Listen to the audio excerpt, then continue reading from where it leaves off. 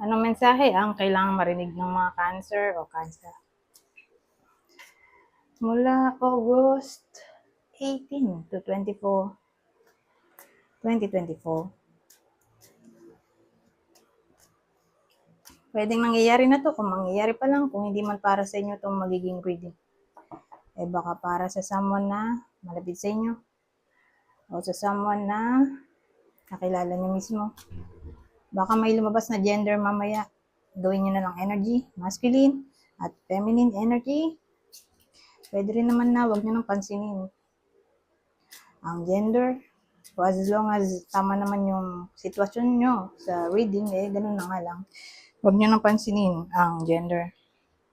3 yung deck na gagamitin ko. Kaya lang yung isa hindi kita kasi na-prepare ko na eh. Masyado siyang malaki. Kaya mahirap i-shuffle. So, pinrepare ko na. Okay? So, again, kung hindi mag-resonate yung sitwasyon sa yung reading sa sitwasyon nyo, kasi ito yung unang deck. Di mag-move na kayo dito sa susunod. I-adjust nyo na lang ang video. Kung wala pa rin, di dun sa pangatlong deck na hindi kita ngayon. Kasi nga, na-prepare ko na. So, magsimula na tayo.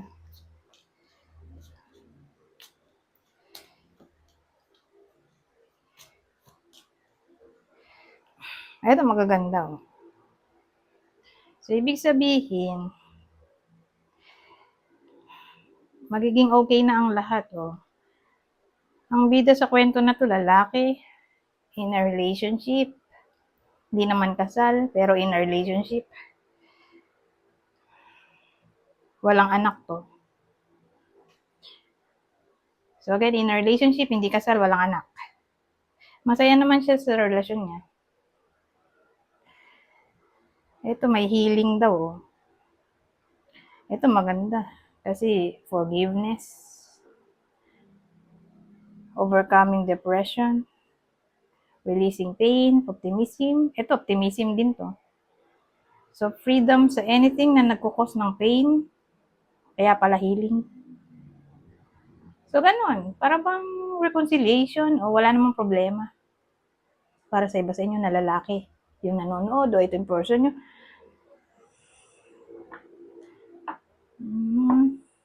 Maayos din ang lahat, lalo na kung nagka-problema, nag-away nitong mga nakaraang araw. Ito, reconciliation.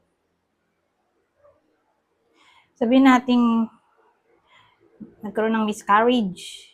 So, kung ganun ang case, baka mabuntis na dito.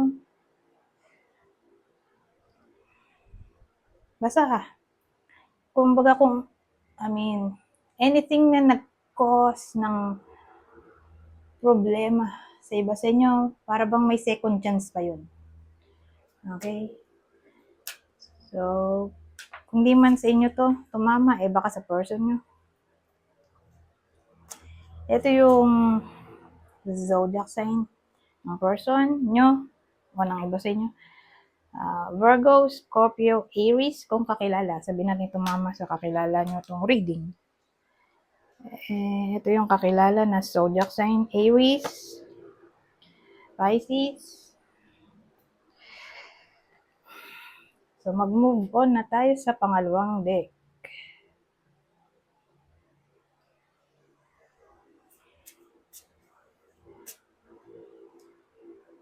Priest.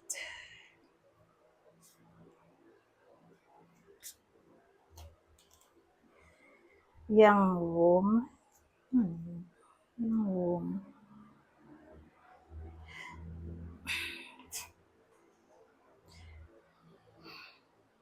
So, may young energy tayo sa madaling salita sa kwento na to. Yung young energy, mga 40 pababa. Saka usually, unmarried yung bida sa kwento na to. Pero for some reason,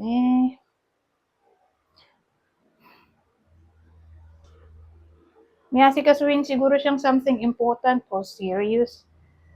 sabi natin legal matters sa week na to.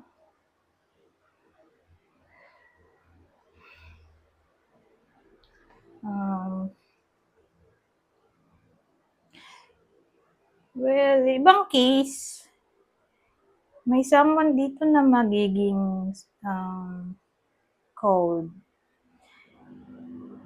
Sabi natin relasyon, connection. May isa doon na magiging cold. Okay? So, expect na natin. Na yun nga, baka ma-experience ng iba sa inyo to. Ngayong week lang naman. August 18 to 24 na may someone na baka maging cold, unresponsive, hindi nagre-reply, hindi communicative, hindi sweet, hindi expressive ng feelings. Yan, literal na cold.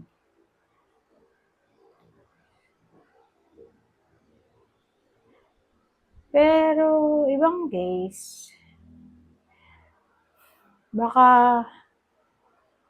may makausap kayong someone na may mataas na posisyon. Pwedeng boss, leader, o mataas ang status sa lipunan, politiko, o sabihin natin professional, someone na professional sa ginagawa niya, licensed professional, ganun.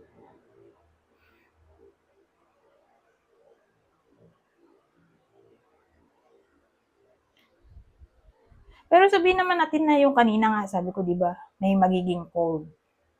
Pangit yung reading kung di pa nangyayari. Okay? May magiging cold.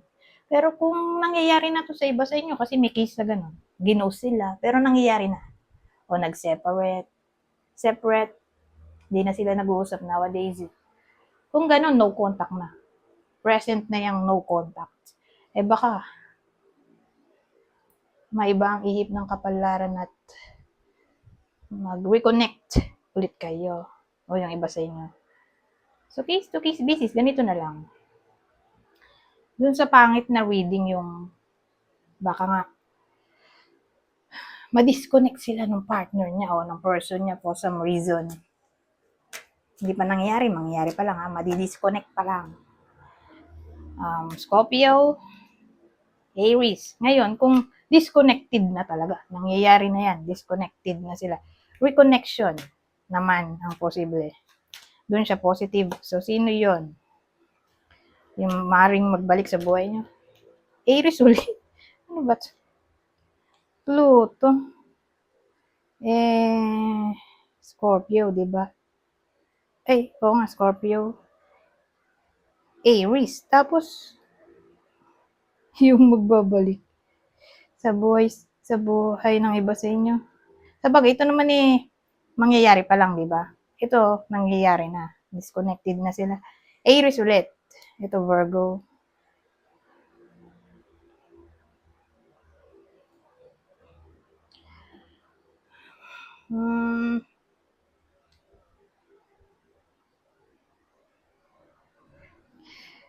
May magandang maaring mangyari sa buhay ng babaeng to.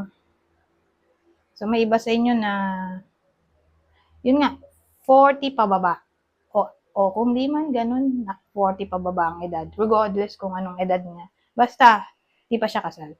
May magandang mangyayari sa buhay niya. Baka makareceive siya ng recognition of something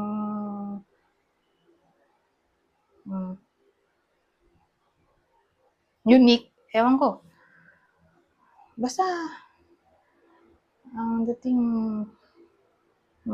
baka ma-awardan siya, ma-rewardan, ewan ko. Magbubunga siguro effort niya o ma-recognize sa kanyang talent, skill, knowledge.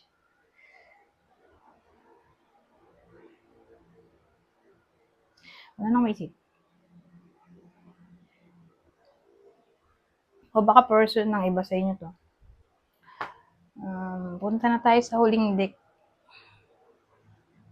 Ito yung deck na sinasabi kong sinapol ko na. Kasi nga malaki masyado. So, time consuming, kaya i-ready ko na. Di ba? Ang laki. Stay soft. Ito yung extra message natin o advice. Okay? Sa week na to.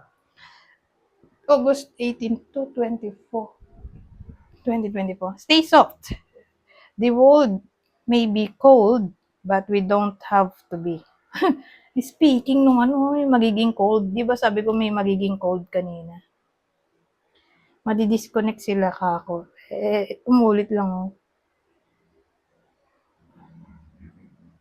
Kung may someone na maging cold sa inyo, hindi naman necessarily kayo mismo yung magiging cold din sa iba, parang ganun. That truth is you're far more capable than you feel. Basahin ko na lang. Kayo na umintindi. Time consuming. Ito naman. You're doing fine. Don't give up. Anyways, hanggang dito na lang. Goodbye. For now.